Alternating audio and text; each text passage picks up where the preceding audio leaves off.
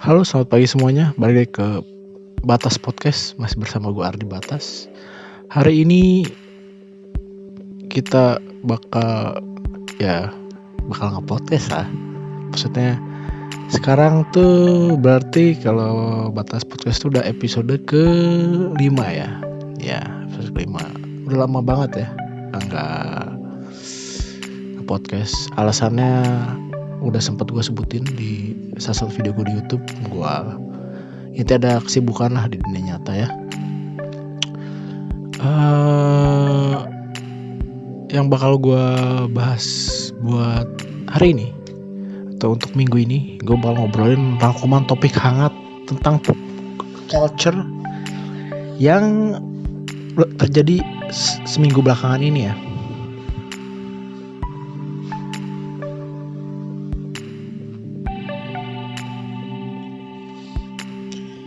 Yang dimulai dari info dari dalam negeri nih.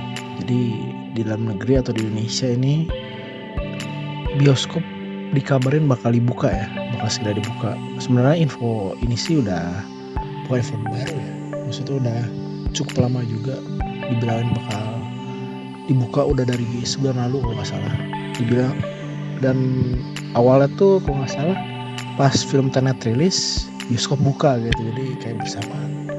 Cuma sayang ya di daerah kota-kota besar Jabodetabek gitu sama sekitarnya, rumah sakit mulai penuh gara-gara angka penularan tuh naik tapi kesembuhan masih stagnan aja. Jadi karena masih kayak gitu akhirnya diundur tuh tempat hiburan diundur pembukaannya. Terus PSBB dimulai lagi. Kalau di nggak semua kota sih PSBB, Jakarta PSBB, terus Bogor PSBM, terus ya pokoknya daerah-daerah, setiap daerah punya itu masing-masing lah. Nah, padahal pas waktu bulan lalu itu bioskop udah gencar gitu persiapan buat pembukaannya, udah kursi selang-seling lah, tiketingnya juga udah selang-seling juga, terus udah intinya standarnya udah nyamain atau udah mirip-miripin sama yang di luar negeri lah gitu bioskop ya.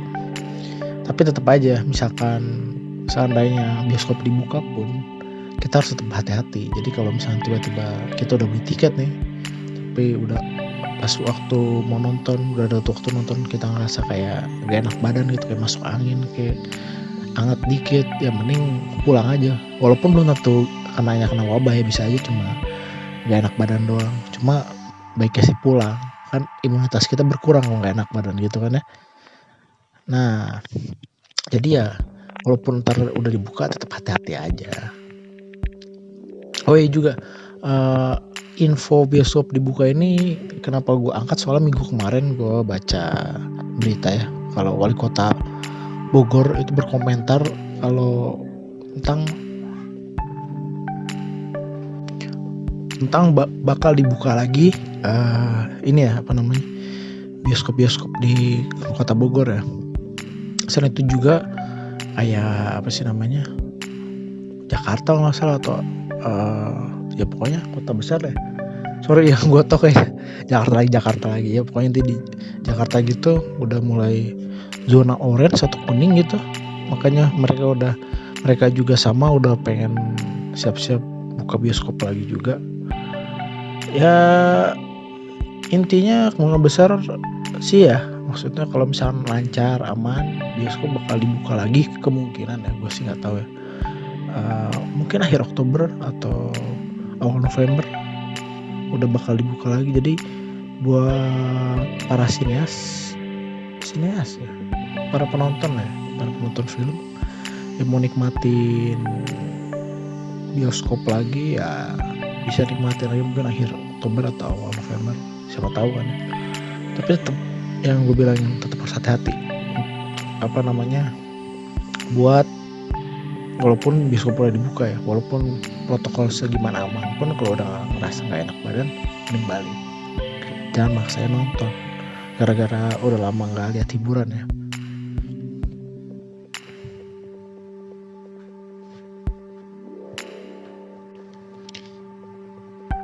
Ngomongin film bioskop ya, jadi ada info tentang film Marvel yang seharusnya rilis ya tahun ini di bioskop pas bulan Mei, tapi karena wabah pandemi berubah jadi akhir Oktober, terus berubah lagi jadi tahun depan 2021 di bulan Mei. Yang harapan si produksi film itu sih udah menurun ya, udah aman buat nonton di bulan Mei nanti, dan film itu film Black Widow ya. Nah, tapi tentang film Black Widow itu ada komentar menarik dari salah satu minggu kemarin, ada komentar menarik dari salah satu investor Disney ya. Kan Marvel Studio kan sekarang punyanya Disney ya. Jadi salah satu investor besar di Disney dia ngasih komentar tentang film Black Widow ya. Kurang lebihnya sih komentarnya gini ya. Dia bilang kalau Black Widow tuh nggak usah terpaku dengan rilis film secara tradisional di bioskop, karena ranah dunia film sekarang tuh udah berubah semenjak terjadi wabah. Jadi sebaiknya Disney itu cari alternatif lain untuk perilisan film Black Widow itu sendiri. Jadi nggak usah nunggu di bioskop lagi.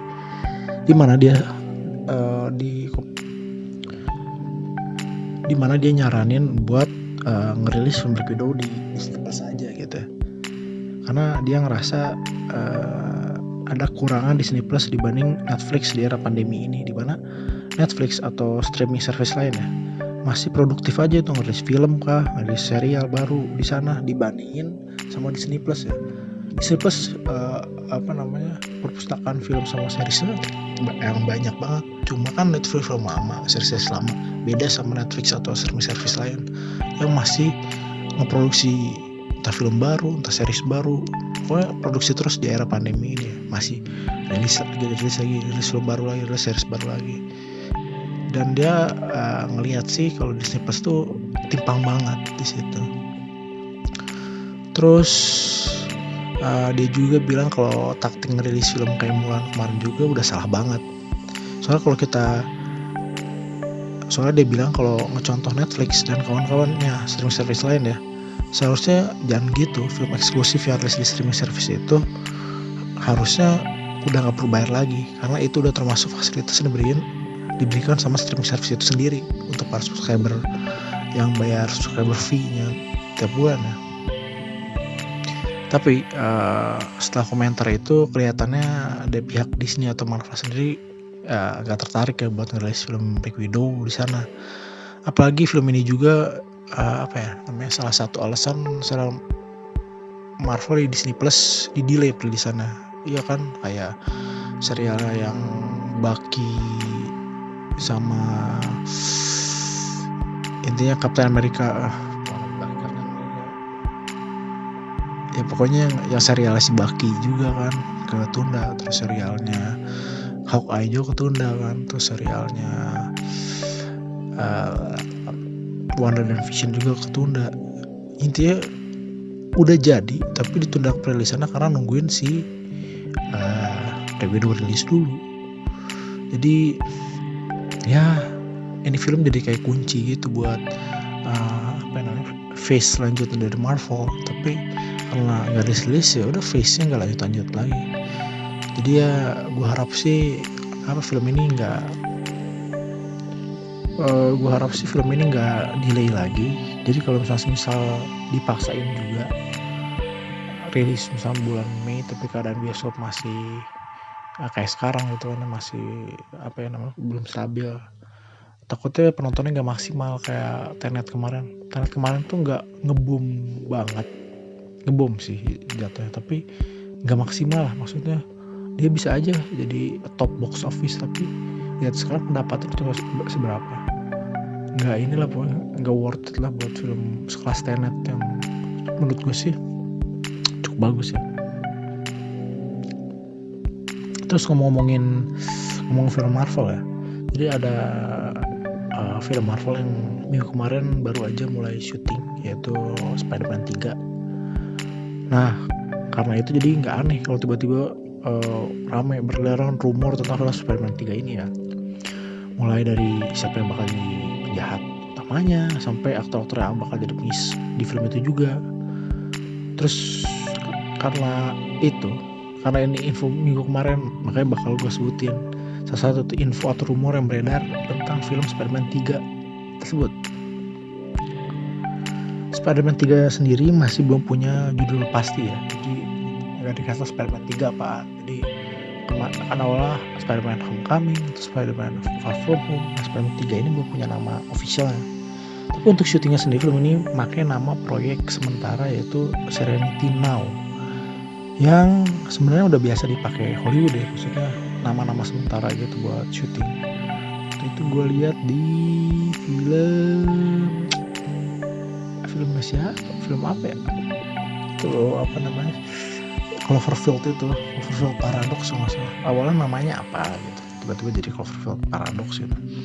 Intinya apa namanya ya, dikasih nama sementara gitu buat proyeknya sebelum nanti udah ketemu judul fix aja. Itu wajar banget.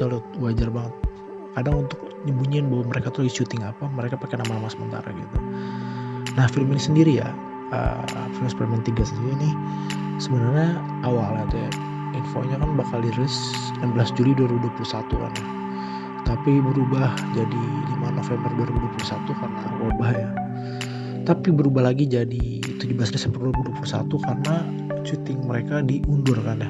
Jadi harusnya mereka syuting bulan Juli, malah baru bulan ini nih, baru minggu kemarin nih mereka mulai syuting, makanya diundur jadi 17 Desember 2021.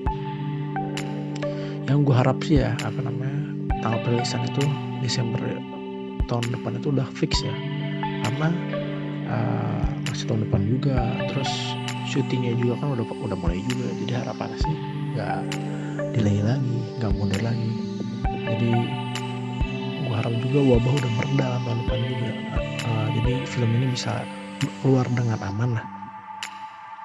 Terus untuk penjahat yang bakal muncul di filmnya nanti itu masih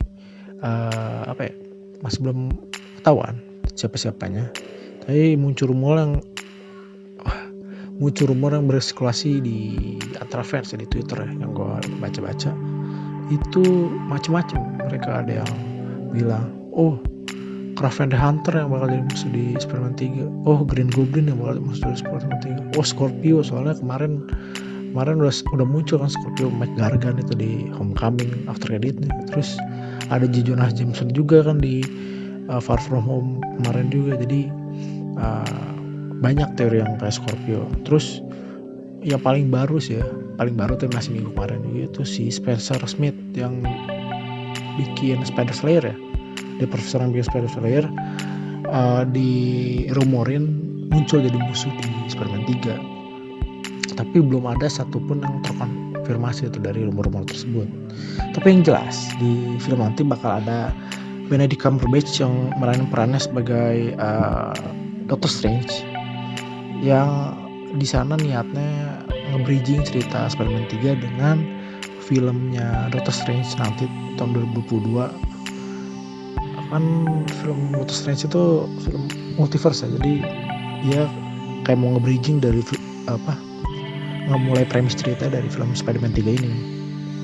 Makanya pas ada diinfoin kalau Jamie Foxx balik lagi masuk Spider-Man 3 untuk meranin perannya sebagai Electro dulu yang tampil di film Amazing Spider-Man 2, itu nggak aneh. Soalnya kan filmnya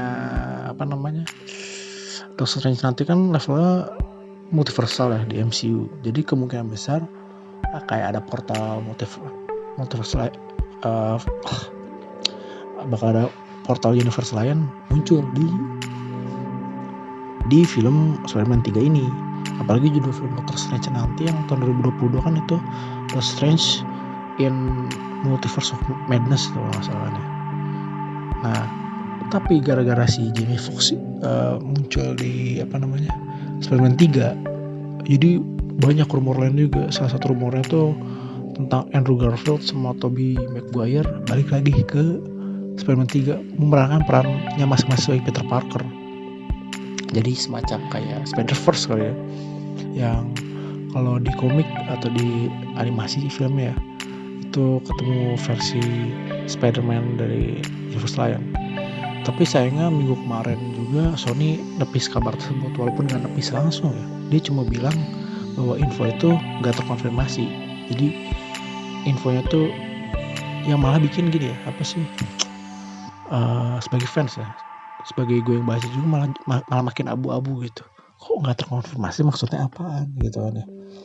Jadi malah bukannya ngejawab pertanyaan, malah nambah pertanyaan doang. Jawaban dari si Sony itu. Tapi sebenarnya info Toby bakal muncul di MCU itu bukan baru pertama kali ya, bukan baru kali-kali ini. Sebenarnya pas waktu Doctor Strange, film Doctor Strange 2 ya, yang Multiverse of Madness itu sempat diinfoin Tobey Maguire bakal tampil di film itu sebagai perannya sebagai Spider-Man, saya Peter Parker ya, balik di film apa sih namanya Doctor Strange itu. Tapi kabar terakhir dari yang dia bakal muncul di Doctor Strange itu sorry yang Tobey Maguire di apa namanya Doctor Strange itu perannya dirahasiain.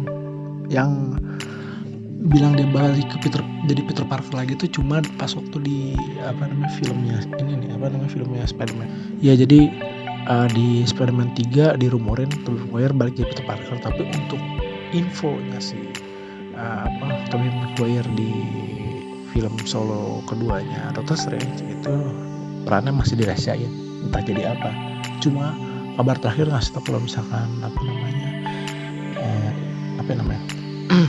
Dylan sama si Tobey Maguire itu cukup alot gitu, yang sampai saat ini juga belum ketemu titik terangnya, entah Tobey Maguire bakal ngiyain dari Dylan tersebut atau malah nolak atau juga. Nah mungkin dari benihnya dari situ ya, makanya langsung muncul rumor kalau Spider-Man kayak Andrew Garfield atau Tobey Maguire bakal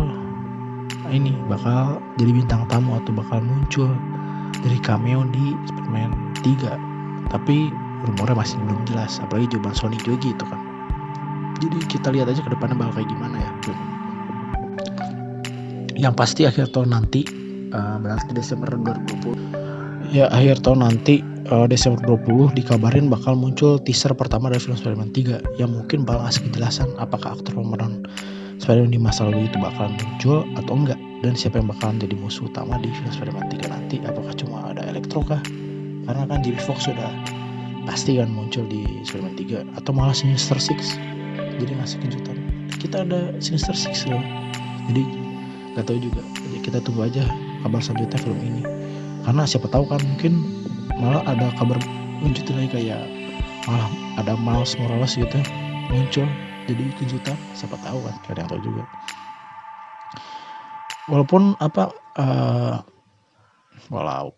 Jadi si Miles Morales ini sendiri ya, sebenarnya sama fans sudah diharapin banget itu muncul di layar lebar. Tapi menurut gue sih mending ditahan dulu ya, soalnya Spider-Man di MCU ini kan si yang diperanin si Tom Holland ini masih kelihatan masih muda ya, masih anak sekolah, masih SMA. Sedangkan Miles pertama kali muncul di komik Ultimate Spider-Man kan pas Spider-Man udah dewasa ya, pas dia kuliah atau pas dia udah kerja gitu, gue lupa.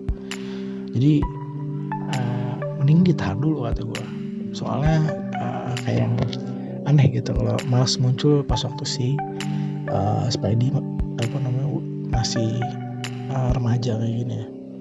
Bukan Tom Holland masih remaja, Tom Holland sih udah 20-an ya, tapi maksudnya pas si kan peran Peter Parker sini masih 16-17an lah ya. Gitu deh. Terus ngomong-ngomong Spider-Man jadi ingat dulu pas kecil gue beli komik Spider-Man ya.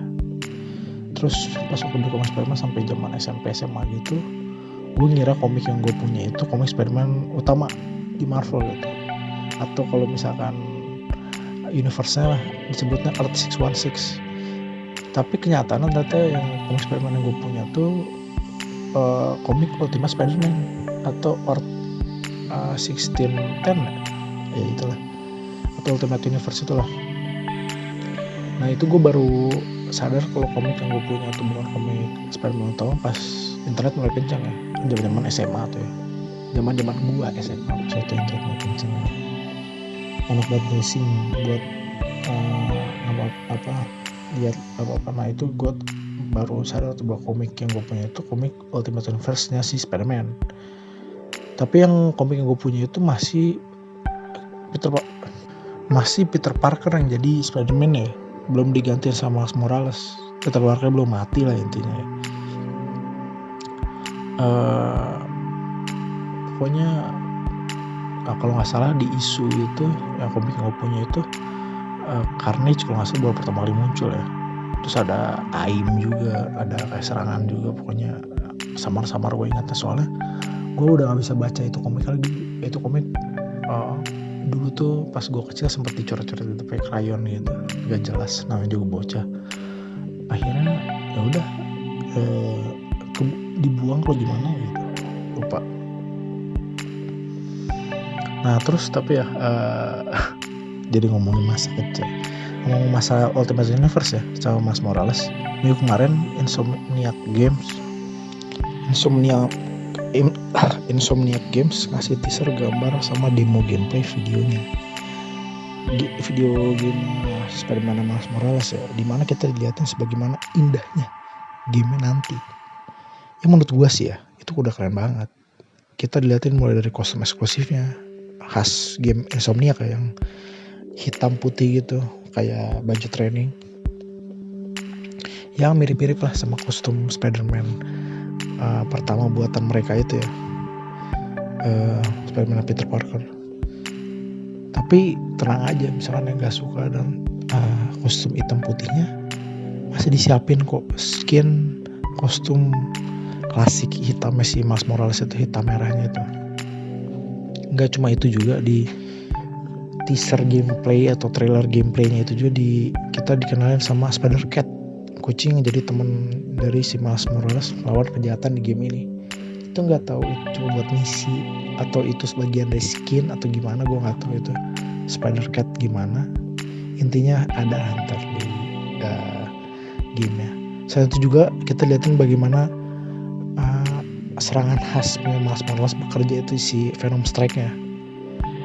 Venom Strike sendiri itu kemampuannya yang gue bilang itu kemampuan khasnya si Miles Morales, di mana dia ngeluarin listrik kejut dari kedua telapak tangannya yang Spider-Man asli atau Peter Parker itu nggak punya kemampuan itu.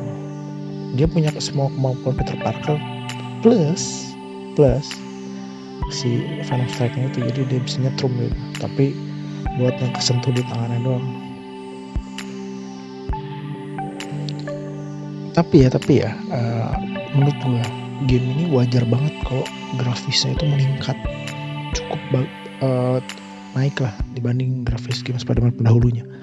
Karena berbeda dengan game Spider-Man pertama, game ini bakal dirilis di konsol teranyar dari PlayStation, yaitu PS5, yang ngejadiin dia salah satu pionir game yang nginjekin kaki ke konsol baru itu ntar. Game ini sendiri bakal dirilis bulan depan alias November 2020, yang semoga sih bakal lancar ya, karena kan ini game aja, bisa dijual di digital juga, beda sama film. Intinya sih semoga lancar-lancar, gak di delay game bakal rilis gimana, dan bakal bagus juga gamenya lah ya. Ya game kayak Spider-Man PS4 kemarin lah, bagus juga kan gamenya. Toh pembuatnya sama Insomniac Games kan. Terus ngomong-ngomong pahlawan muda ya, kayak Spider-Man Miles Morales, ada lagi pahlawan muda yang sama-sama kulit hitam yang juga bakal segera diadaptasi dari komik DC, yaitu Static Shock. Walaupun nggak diadaptasi ke dalam game ya kayak Miles Morales, tapi dikabarin kalau Static Shock ini bakal diadaptasi dalam bentuk multiplatform. Jadi maksudnya tuh bakal ada filmnya, bakal ada serial TV-nya yang berhubungan gitu sama filmnya nanti. Ya kayak gini lah, kayak The Batman tahun depan itu katanya bakal dibuat serial ya kan, yang nyeritain tentang polisi-polisi di kota Gotham, kayak gitulah intinya. Nah, padahal sebenarnya info Static Shock bakal diadaptasi itu sebenarnya bukan info baru. Soalnya gue ingat banget dulu pas waktu zaman Suicide Squad bakal keluar ya, bakal dirilis, beredar juga info tentang film Static Shock bakal dirilis dengan pemeran utama nanti si Jaden Smith ya. walaupun masih rumor ya, anaknya Will Smith. Tapi abis beredar itu hilang aja rumor itu, entah gara-gara Suicide Squad-nya jeblok atau misalkan Justice League nggak ngebom, gue nggak tahu. Intinya info Static Shock bakal dibuat filmnya hilang begitu aja. Sampai akhirnya pas bulan kemarin, pas di acara DC Fandom ya, sempat diangkat lagi tuh topik bakal adaptasi Static Shock ke layar lebar. Tapi sayangnya di event tersebut gak ngasih detail yang jelas tentang film tersebut. Dia cuma bilang kita mau adaptasi Static Shock loh, udah gitu aja, gak ada info lagi, cuma bilang kita bakal adaptasi. Nah tapi pas minggu kemarin itu muncul info terbaru tentang film ini, tentang bakal diproduksinya film ini. Yang produseran filmnya itu nanti si Michael B. Jordan, yang sebelumnya dia sendiri sempat terlibat di film superhero lain ya, sebagai Human Torch di Fantastic Four ya, sama Killmonger di film Black Panther. Intinya gitu, dia produserin si film Static Shock nanti. Bukan main ya produserin, tapi nggak cuma dia doang yang bakal naik kapal yang ngebangun film, ya pokoknya yang bakal ngebangun film ini jadi produser ini. Ada info lain juga, kalau si Robert Hadlin diinfoin bakal gabung juga sebagai penulis naskah dari film ini nanti, film Static Shock nanti ya. Robert Hadlin dikabarin gabung jadi penulis naskah dari film Static Shock nanti. Kalau buat yang gak tahu Robert Hadlin itu siapa, Robert Hadlin itu yang penulis dari salah satu karyanya itu dia pernah nulis banyak cerita di komik Marvel itu Black Panther. Dia salah satu penulis di komik Black Panther itu si Robert Hadlin itu. Yalah pokoknya salah satu karya terkenalnya itu. Terus untuk film Static Shock sendiri produksinya itu selain sama Warner Bros, itu bakal dihandle juga sama rumah produksi Outlier Society yang dibuat sama si Michael B. Jordan ini. Makanya kenapa dia jadi produser ya, yang dia buat pas tahun 2016 dulu, yang mungkin bakal jadi film superhero pertama yang dihandle sama studio itu ya, film superhero pertama DC yang pernah dihandle sama studio Outlier Society. Tapi detail tentang film ini lainnya bakal kayak gimana cerita bakal gimana itu masih belum jelas juga. Tapi info ini sendiri udah bikin heboh dunia Twitter ya pas waktu dilepasin. Jadi pas terakhir gue baca sih, coba bikin heboh juga pas bilang Michael B. Jordan ya gitu. Static Shock, Michael B. Jordan, Robert Hadlin, Static Shock gitu deh. Pokoknya gue lihat itu. Walaupun sebenarnya gue sendiri agak kurang yakin sama kemampuan Outlier Society yang belum ada karya ya dari studio itu yang kelihatannya menonjol gitu sejauh ini. Apalagi gue sempat kecewa gitu sama salah satu adaptasi si Outlier Society itu, adaptasi dari Fahrenheit 451 yang buatan mereka yang menurut gue itu kebanting gitu cerita dibanding sama novel yang ceritanya menurut gue cukup bagus. Tapi malah jadi biasa aja gitu pas mereka sama HBO Film adaptasi gitu dalam bentuk film. Tapi ya wajar aja sih menurut gue ya, namanya juga kan studio baru tahun 2016 kemarin sampai hari ini juga baru 4 tahun ya. Jadi wajar kalau filmnya tuh maksudnya masih biasa. Mau filmnya karya-karya studionya masih biasa-biasa aja, namanya juga studio baru kan ya, nggak bisa dipaksa gitu. Ya yang gue harap sih pas entah itu Static Shock rilisnya kapan ya, mungkin 2022, 2023 atau kapan juga, semoga sih bakal jadi film yang bagus ya, dan inilah mewarnai dunia film di tahun itu nanti gitu deh. Terus gak jelas masih dengan info DC ya, tentang DC. Sekarang kita ke divisi komiknya. yang ngasih kabar tentang perilisan dari event mereka nanti untuk awal tahun depan. Jadi event barunya di sini awal tuh namanya 5G. Kalau kalian lihat cerita death metal, gue sering banget nyebutin 5G ya. Itu tapi dirubah namanya. Event 5G itu dirubah namanya, jadi sekarang namanya Future State, yang dimana event ini tuh terjadi akibat kejadian tadi di Dark Knight Death Metal yang lagi berjalan ini ya, dimana hasil dari event Death Metal ini bakal membuat pembaca melihat ranah masa depan dari next generation superhero yang akan menggantikan superhero yang ada sebelum yang ada di dunia komik DC sekarang. Jadi hasil dari Death Metal ini kita bakal jadi ngintip superhero di masa depan. Nah, salah satu yang menarik dari poster event Future State itu adalah kemunculan dari karakter Red X. Buat yang nggak tahu Red X itu salah satu karakter vigilante gitu yang muncul di kartunnya Teen Titans yang zaman dulu, bukan Teen Titans biasa. Si Red X itu yang awalnya fans ngira dia itu Robin, tapi pas di kartun liatin Robin sama Red X itu muncul bersama di satu layar ya. Akhirnya malah jadi tanya, Red X itu siapa sih? Apalagi di Teen Titans itu Robinnya masih di Grayson. Jadi untuk yang ngira Red X itu Damian Wayne, karena kan Damian Wayne sekarang gak jelas ya di komik Teen Titans DC yang lagi berjalan. Maksudnya dia jadi kayak kebangkang. Jadi malah jadi tanya siapakah tokoh di balik Red X itu. Dan ini Red X itu baru pertama kalinya muncul di ranah komik ya. Jadi terakhir dia muncul tuh ya di Teen Titans itu. Bahkan di Teen Titans Go juga dia sempat muncul di sana di Teen Titans Go itu.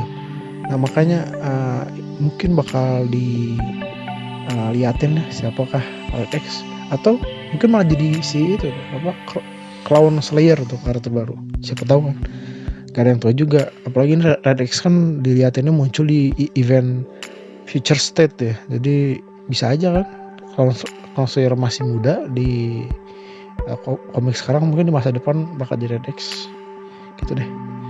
Terus event ini sendiri bakal berlangsung kalau nggak salah ya sampai bulan Februari, yang ntar setelah itu rumornya ya bakal balik ke cerita semula. Jadi bakal kembali ke cerita semula lagi, yang menurut gue Future State itu bakal jadi semacam eksperimen dari DC ya, untuk ngenalin superhero generasi selanjutnya dari dunia DC.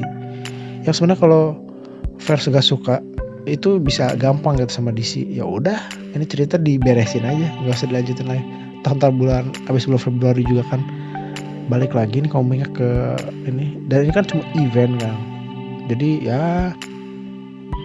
gampang gitu. Kalau misalkan mereka bingung terus asal kurang, ya anggap kayak Titans Tomorrow lah, ya udah nggak usah dilanjutin. Tapi untuk sekarang mereka tuh masa depan canon dari dunia DC ya. Tapi balik lagi, kalau nggak seneng ya bisa pakai bullshit crisis atau hyper time atau apalah, intinya yang suka DC kasih gitu, dunia paralel, multiverse, bodo amat ya kayak gitu deh. Terus untuk gue lihat baca premisnya sendiri, cerita sendiri nggak beda jauh kayak Batman Beyond ya, jadi nyeritain masa depan dunia DC. Tapi yang bikin beda ya ini canon aja ceritanya. Kan Batman Beyond sendiri gimana ya, walaupun ada kelihatan benang merah tapi nggak kelihatan kayak bener-bener lanjutan dari dunia komik DC sekarang gitu, dari Art Prime sekarang. Walaupun kayak dilihatin itu dikit, oh ini benang merahnya ada sama komik ini ya. Tapi untuk timeline yang canon sekarang itu ya timeline si Future State ini. Apakah nanti si Terry McGinnis alias si Batman Beyond itu bakal muncul di komik Future State? Gak tahu juga, karena yang menjadi Batman di Future State, Batman utamanya itu gak jelas, identitasnya masih dirahasiain siapa-siapanya. Bruce Wayne ada tapi dia bukan jadi Batman di Future State, yang jadi dia jadi Dark Detective kalau nggak salah. Si Bruce Wayne. Superman ada tapi bukan jadi Superman, dia dibuang kalau nggak salah, dibuang ke Warworld atau apa gitu deh.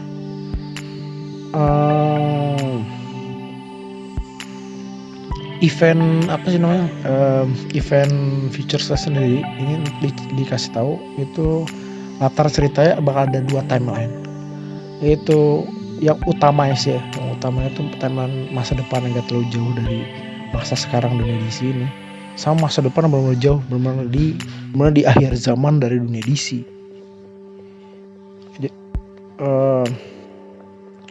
Jadi ya gitu, yang fokus ceritanya ke akhir zaman itu fokus cerita ke Swamp Thing, yang di cerita death metal itu cukup berperan ya. Mungkin apalagi di poster di poster Future State, bentuk si Swamp Thing itu mirip sama bentuk Swamp Thing di death metal ini.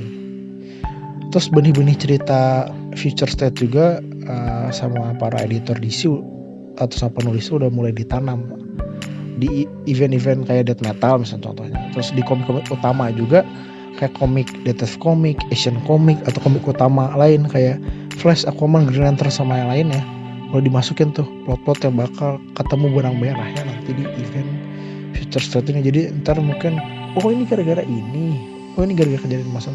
Bahkan cerita Batman kayak Joker Warzone juga katanya bakal berhubungan sama cerita Batman nanti di Future State. Jadi ya gitu deh. Gue sendiri sih penasaran ya sama ceritanya bakal kayak gimana ini Future State. Karena ini kan event kan dibilangin juga. Soalnya konsep sendiri menurut gue itu mirip kayak event Future Ends ya. Cuma ceritanya gak seragis Future Ends, dimana dunia dikuasain sama si Big Brother ya. Big Brother kan kalau nggak salah, atau Brother Ice ya. Nggak dikuasai sama si Brother Ice itu. Terus eventnya sendiri kan gimana kalau dibilang pendek enggak, dibilang panjang banget juga enggak. Eventnya sendiri kan 2 bulan. Terus nutupin semua cerita utama DC. Jadi ya semoga sih fokus ya dan jadi cerita yang bagus ya. Karena menurut gue ini cerita kayak gitu pertaruhan besar bagi DC ya. Untuk ngebuktiin kalau cerita fresh dan line up superhero barunya bakal bisa lanjut atau enggak. Tapi kalau mereka bisa buktiin ya, itu bakal jadi mantep banget kan buat DC, jadi aset gitu. Gue bisa munculin karakter ini nih nanti gitu kan. Ya gitu, intinya sih gue harap itu komik bakal bagus gitu.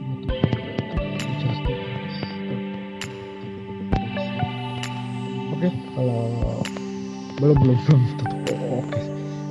Abis film sama komik gue bahas, sekarang gue ngomongin nge-review salah satu serial yang baru keluar juga minggu kemarin ya di Netflix, itu The Haunting of Bly Manor. Ya itulah, Bly Manor. Ya itulah pokoknya. Sebelum gue ulas di sini kayak biasa, gue bakal ngasih tau sinopsisnya dulu dari serial ini. Jadi The Haunting of Bly Manor adalah spirit sequel bahasa ini ya, atau spin-off dari serial Netflix 2 tahun yang lalu, yaitu The Haunting of the Hill House, yang sama-sama buatan Mike Flanagan, yang dia memang sengaja buat semacam seri antologi dengan titel The Haunting ya untuk tiap seriesnya. Jadi season 1 itu kan si Hill House, The Haunting of Hill House. Season 2 The Haunting of Bly Manor, entah season 3 The Haunting apa. Tapi cuma serial antologi doang, jadi cerita beda-beda. Macam inilah American Horror Story. Yang mirip dari American Horror Story-nya tuh apa? Case-case lama dari Haunting of Hill House muncul lagi di Haunting of Bly Manor. Peran berbeda. Jadi kalau ada yang tahu khasnya American Horror Story, ada khasnya juga muncul di Haunting of Bly Manor ini. Terus sama kayak Hill House, serial Bly Manor ini itu merupakan adaptasi juga dari novel zaman dulu. Tapi serial ini ngadaptasi buku yang berbeda. Kalau Haunting of Hill House kan the novel Haunting of Hill House. Kalau Bly Manor ini dari novel lain, tapi bukan The Haunting of Bly Manor, bukan ya, karena nggak ada judul The Haunting of Bly Manor, tapi dari novel yang berjudul The Turn of the Screw, atau apa ya, belokan, putaran, atau pelintiran, belokan dari uliran dari screw tuh baut ya. Uliran dari baut kayak itulah pokoknya. Nah terus serial Haunting of Hill House sendiri ya, dulu cukup terkenal di kalangan pecinta serial horor ya. Karena bukan cuma bisa menunjukkan serial yang model seram doang, tapi juga mampu buat cerita horor dan cerita naratif yang menarik, beda gitu, dengan temannya yang melompat-lompat, yang dibumbui drama keluarga yang sama si Mike Flanagan sebagai sutradaranya racik dengan baik. Tapi terus untuk Bly Manor sendiri, ceritanya berlatar di Inggris tahun 1980 di rumah besar bangsawan di daerah Bly pada kota Essex, Inggris ya. Kisahnya berpusat pada seorang pembantu yang juga pengasuh anak, yaitu Danny Clayton, yang dipekerjakan oleh seorang bangsawan bernama Henry Wingrave untuk ngasuh beberapa keponakannya yang tinggal di rumah besarnya itu. Tapi sampai di sana si Danny ini ya mulai melihat kejadian-kejadian aneh di rumah tersebut yang ngebuat dia terdorong untuk mengungkapkan misteri gelap yang menyelimuti dari rumah tersebut. Untuk serialnya sendiri menurut gue untuk konsepnya cukup bagus ya, dan bikin penasaran gimana protagonis di cerita ini si Danny itu yang kayaknya perlu gue lulusin ya, dia tuh cewek walaupun namanya Dani, sebenarnya Daniela kan, atau Daniel masalah namanya tuh ya. Itu si tokoh utama perempuan ini menariknya tuh gimana cara dia buat ngungkapin misteri di rumah tersebut. Karena kalau kalian nonton bikin penasaran tuh cara dia itu. Terus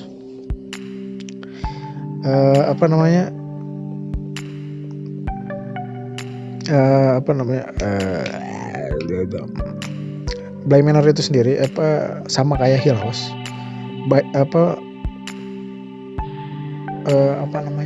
ada secret ghostnya, tapi kalau di Bly Manor ini ada secret ghost secara harfiah yang nggak perlu gue lanjutin ya, bakal spoiler kalau gue lanjutin. Intinya gitu, soalnya yang seperti gue sebutin di kayak di serial The Haunting of Hill House itu terkenal dengan penampakan dari secret ghost tuh kayak penampakan hantu tapi di belakang gitu, yang nggak interaksi sama penjahat lagi sama pemeran utamanya, dan nggak bikin seram aja, jadi dia cuma diri aja. Terus kita bisa nemuinnya kalau mata kita awas doang hantu-hantu itu, tapi itu malah bikin asik dari Haunting of Hill House ya. Jadi pengen nonton ulang cuma buat nemuin oh iya secret ghost ada di sana, oh di tangga ada secret ghost, di sini ada secret ghost, serunya gitu. Tapi sayangnya di Bly Manor ini secret ghost itu pada kurang, karena pas dicari kayaknya sedikit gitu penampakan secret ghostnya, nggak sebanyak di Hill House. Kalau di Hill House tuh banyak, sampai kadang ini dikit mata nggak awas dikit kelewat gitu. Tapi di sini di situ. Terus scene selanjutnya nggak ada, jadi satu episode bisa dikit banget gitu, jadi berasa kurang banyak aja gitu secret ghostnya dibanding Hill House ya. Terus selain itu juga entah kenapa Bly Manor ini itu kesannya kesan horornya kurang menurut gua dibandingin Hill House ya.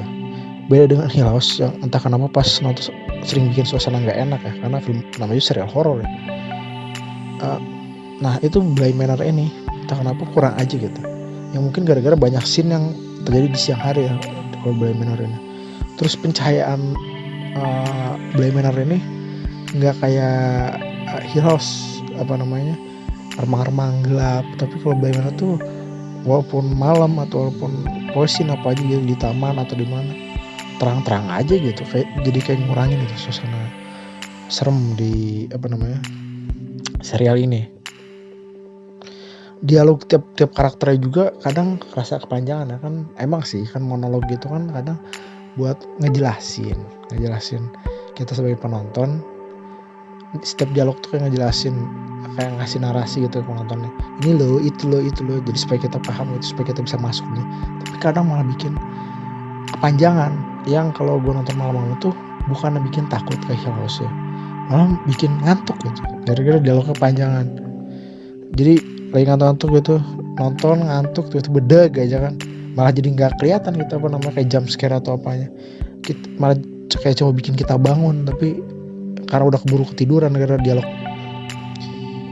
Terus selain itu juga menurut gue apa namanya Bly Manor ini daripada masuk ke genre film horor ya, ini menurut gue lebih masuk ranah genre misteri. Soalnya mirip dengan film The Wailing ya, unsur horornya itu menurut gue agak kurang. Walaupun tetap ada horor, tetap ada jump scare segala macam. Tapi di serial ini kayak lebih banyak unsur penyelidikan ya. Walaupun bukan penyelidikan kayak detektif ya, tapi kayak mau mengungkap misteri di balik Bly Manor ini sendiri. Itu ya jadi kayak pengen mengungkap misteri supernatural kenapa kejadian di itu, pokoknya mirip The Wailing lah intinya, tapi beda sama cerita The Wailing. Mirip-mirip doang. Jadi si Bly Manor ini menurut gue sih lebih masuk ke genre misteri dibanding genre horor ya. Horornya mungkin 40%, misteri 60% lah. Terus si serial The Haunting of Bly Manor ini walaupun kalah sama pendahulunya yaitu The Haunting of Hill House ya, serial ini tetap menarik kok buat ditonton. Tapi buat yang ngarep horor yang bikin ketakutan, jangan terlalu berharap deh sama serial Bly Manor ini. Jadi tapi balik lagi, silahkan nonton aja terus nilai sendiri menurut kalian gimana ini serial. Yang kalau boleh gue nilai ya, mungkin serial ini bakal gue kasih nilai 7,5 lah. Dan kalau Hill House itu 8,5, beda 1 poin doang, gak terlalu jauh, cuma tetap aja kurang gitu, ada yang kurang gitu. Tapi tetap kok ini serial bisa kalian nikmatin, karena serial sendiri nggak jelek, bagus. Cuma kalau dibanding-bandingin kan, ini kan banding-bandingin sama Hill House aja kan, ini di bawahnya, cuma tetap bagus lah. Oh ya, terus apa lagi? Aduh, bingung juga nih. Sebenarnya gue habis topik, terus ini waktu kayaknya masih banyak ya, masih 20 menitan lagi. Terus gue lupa, harusnya kan abis ini gue ngerekomendasin bacaan atau film ya. Ini gue agak lupa nih apa nyiapin rekomendasi bacaan atau film tontonan. Gimana ya?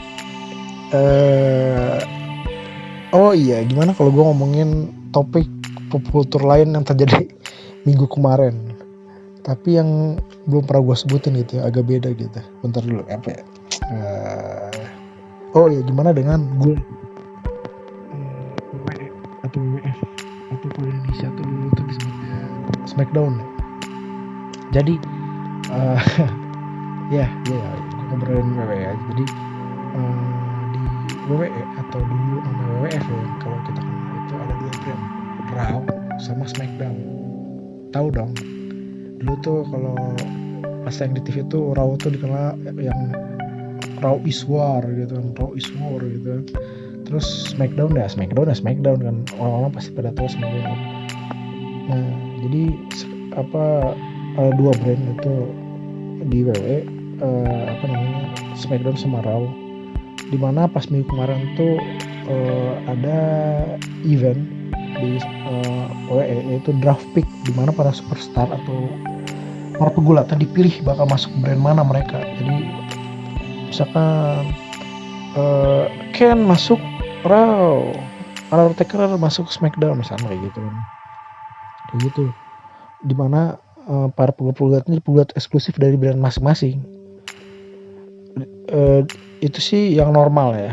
Ntar para pegulatnya itu gak bakal bisa gelut sama pegulat di brand lain. Jadi misalkan anak Smackdown gak bisa gelut sama anak Raw gak bisa gelut sama anak Smackdown secara normal ya. Tapi kalau misalkan kayak di event kayak SummerSlam, kayak WrestleMania atau event-event lain, bisa-bisa aja sih mereka gelut ya. Atau ada storyline yang bikin mereka kayak nyerang atau nge-raid dari brand lainnya itu. Intinya sih storyline kan.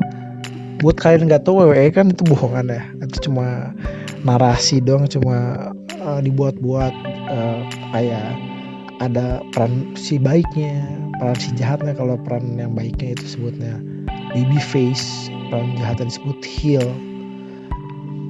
Intinya gitu, pokoknya ada peran baik peran jahat. Kalau kalian lihat kayak The Rock kan sering jadi baby face terus, tapi padahal awal-awal perannya kan heel gitu.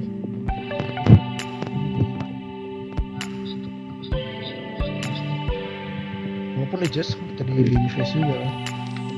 Gitulah. Nah terus pas di event kemarin tuh yang kemarin itu ada kabar yang ngejutin dimana ada tag team. Iya, tag team itu udah bentuk dari tahun 2014 yang cukup terkenal. Gue juga seneng sama tag team ini, yaitu New Day. Dipecah, nggak semua sih, nggak dipecah sampai timnya hilang. Jadi salah satu anggota si Big E paling gede di tim New Day itu dipecah brand gitu. Big E nya tetap di SmackDown, tapi dua sisanya anggota New Day lain malah ditransfer ke Raw. Gue sendiri cukup suka sih dengan New Day ya. Mereka tuh nggak sok sangar kayak tag team lain kan. Tag team lain, oh gue sangar. Kalau New Day itu kelihatannya warna-warni aja. Yang anehnya malah menghibur dan cocok aja di storyline. Entah mereka gitu aja.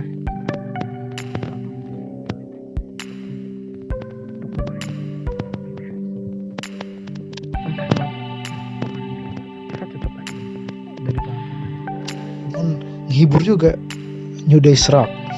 Nah yang bikin gue sedih itu si Big E ini dipisah dari New Day itu pas waktu momen ini, karena di momen ini nih minggu kemarin ini New Day itu gimana ya, udah cukup lama gitu. Mereka tuh kadang suka gonta-gantian cedera kan ya. Entah itu si Severo cedera, entah itu si Kofi Kingston cedera, atau si Big E cedera. Nah pas bulan-bulan ini tuh mereka tuh baru gabung bertiga lagi, baru New Day itu baru bisa bertiga lagi nih. Nah pas akhirnya mereka bisa bertiga lagi, malah dipisah. Gimana? Jadi sedih juga maksud mereka dipisah gitu. Padahal mereka baru akhirnya bisa ngumpul bertiga lagi, malah dipisah gitu aja. Yang gue baca sih alasan dipisahnya si Big E itu biar si Big E bisa berkarir solo gitu, jadi pegulat solo, jadi nggak tag team lagi. Yang emang udah jadi rencana dari si pihak WWE buat nge-push dia, dan di draft pick ini dipilih sebagai waktu yang tepat buat misahin mereka dibanding bikin story salah satu berkhianat. Soalnya kayak cukup sulit ya, karena mereka itu di mata fans udah deket banget, entah itu di dunia nyata atau di atas ring ya. Jadi fans tuh udah wah ini udah kayak keluarga. Kalau misalkan diceritain mereka berantem kayaknya inilah, walaupun sempet kan mau diceritain mau berantem tahun berapa, 2018 atau 2019 gitu, tapi gak jadi kalau gak salah. New Day sendiri untuk New Day nya sendiri sengaja dipindahin ke Raw katanya sih buat naikin brand Raw yang memang kelihatan sih udah turun gitu ratingnya. Dan story yang dipakai di brand itu juga udah banyak yang kurang menarik juga di mata fans ya, walaupun gak semuanya, ada menarik aja. Tapi Raw itu udah mulai turun, terus udah mulai gak menarik juga, apalagi di era pandemi ini ya. Selain itu juga selain New Day yang kabar menyedihkan mereka dipisah, kabarnya nyatain kalau alasan AJ Styles ditransfer ke Raw itu karena permintaan dia sendiri yang pengen dia pindah ke Raw. Hal itu disebabkan karena perseteruan AJ Styles sama Paul Heyman di dunia nyata ya, yang muncul di permukaan dengan dipindahkannya si permintaan AJ Styles dipindahin ke Raw. Tapi di sini biar nggak kelihatan, biar kayak storyline-nya bagus, dipindahinnya gara-gara draft pick ya, padahal ini permintaan dia sendiri. Alasannya apa? Padahal AJ sendiri dulu sempat nolak buat dipindahin ke Raw karena Raw dulu tahun kemarin sampai pertengahan tahun ini itu dipegang sama executive manager si Paul Heyman ini. Buat yang nggak tahu Paul Heyman itu siapa, Paul Heyman itu emang kerja di belakang layar WWE juga, WWE. Tapi dia juga kalau di depan layar dia pura-puranya di storyline itu jadi manajer dari si Brock Lesnar. Tahu dong Brock Lesnar. Nah, terus dia juga sempat di storyline jadi manajer dari ECW yang ekstrim banget ya. Yang ada Sabu, ada Sandman segala macam. Sandman kan kalau nggak salah. Ya pokoknya ada macam-macam lah. Pokoknya kalau kalian search Brock Lesnar sama Paul Heyman pasti kalian lihat Brock Lesnar bareng Paul Heyman itu. Nah, terus pas wabah menyerang kemarin ya di awal tahun, nah dia dilepas jabatan dari executive manager walaupun dia dilepasnya nggak pas awal tahun, dia dilepas itu pas pertengahan tahun bulan Juni Juli kalau nggak salah dia lepas jabatan executive manager Raw.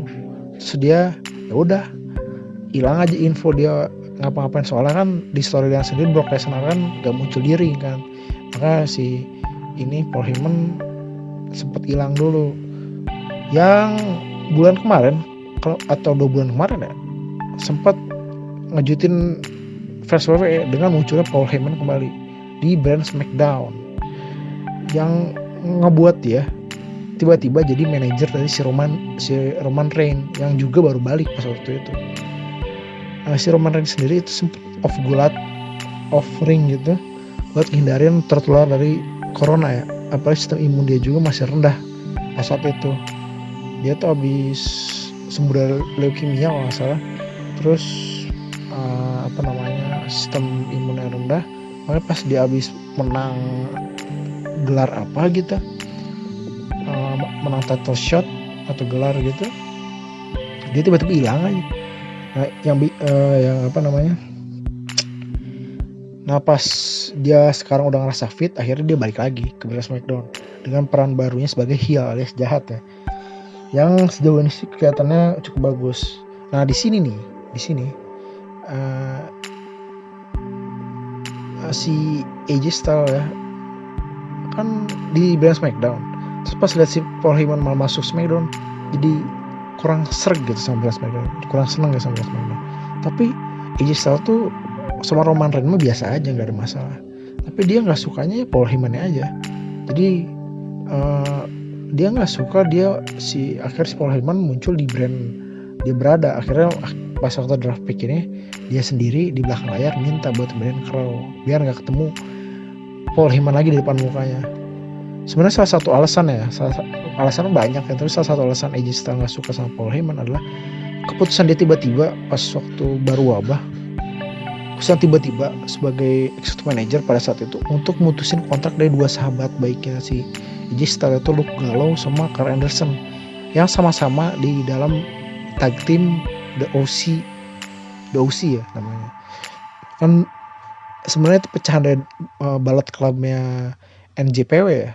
Sekarang di WWE jadi The OC. Nah, si The OC itu bubar gara-gara dipecat dulu sama si Paul Heyman itu. Apalagi yang nggak disuka sama si itunya itu baru banget wabah kan, semua orang lagi pada susah, dan mereka tiba-tiba main diputus kontrak aja secara sepihak sama si Paul Heyman itu sendiri. Makanya akhirnya dari kejadian itu berbuntut panjang dengan si AJ Styles akhirnya nggak suka tuh sama si Paul Heyman, walaupun AJ Styles nggak pernah nunjuk secara terang-terangan ya dia nggak suka sama Paul Heyman.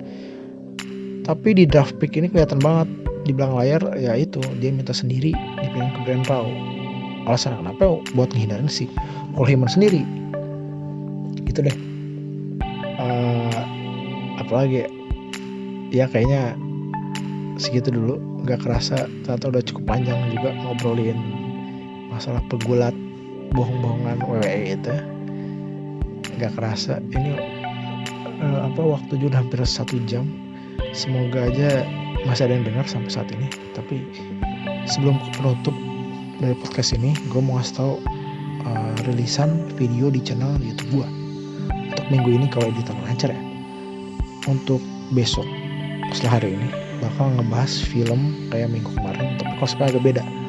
Gue kurang lebih terinspirasi atau bahasa kasarnya nyontek ya dari channel Couch Tea ya. silahkan ditonton ya buat lihat sendiri. Itu ya pokoknya gitu, gue bikin video yang konsepnya mirip-mirip si Couch Tea itu. Nah abis video itu besoknya lagi atau lusa gue bakal lanjutin cerita death metal, cuma gue gak langsung lanjut ke isu ketiga. Kita muter dulu ke cerita lain, ke salah satu spin off cerita dari death metal yang masih berhubungan kok sama death metal, maju spin off ya. Terus setelah itu juga berarti 3 hari dari sekarang dilanjutin, gue pengen ngebahas salah satu cerita di komik Marvel. Bukan bahas cerita sih, pokoknya ya salah satu tokoh Marvel lah gue bahas biar gak bosen ya. Kan kayaknya kalau gue ngebahas tuh komik DC terus ya. Jadi minggu ini kalau lancar insya Allah gue bakal ngerilis 4 video, termasuk ini ya dalam bentuk format video. Kalau bentuk podcast sama di Spotify atau yang lain adalah. Semoga beres ngeditnya ntar gak ada halangan. Buat yang dengar podcast ini terima kasih, kalau yang sebelumnya terima kasih dengar podcast ini. Buat yang nonton di YouTube boleh like sama subscribe dan komentarnya di bawah. Kasih juga buat kalian yang udah nonton. Buat yang di YouTube yang dengar di Spotify kan, ntar di tempat podcast lain itu di kolom deskripsi ada, kalian cek aja. Kalian follow atau apa ya kalau di Spotify ya, pokoknya kalian ikutin aja itu channel podcastnya. Tiap minggu rilis bersamaan kok. Kalau enggak rilis bersamaan, 1 hari lebih cepat kalau di tempat podcast itu. Kalian silahkan kalau pengen versi podcastnya, kalau kalian pengen nonton videonya silahkan juga, nggak ada masalah. Ini kalau di versi videonya nggak ada editan apa-apa, ini cuma satu layar gitu doang kan, polos sampai akhir. Jadi kalau kalian yang ngerasa buang-buang waktu lihat videonya, ya udah coba didengar di podcast aja, nggak ada masalah. Makasih buat semua yang dengar, makasih buat semua yang nonton. Sampai ketemu di podcast atau video gue selanjutnya. Dadah, bye kawan, bye.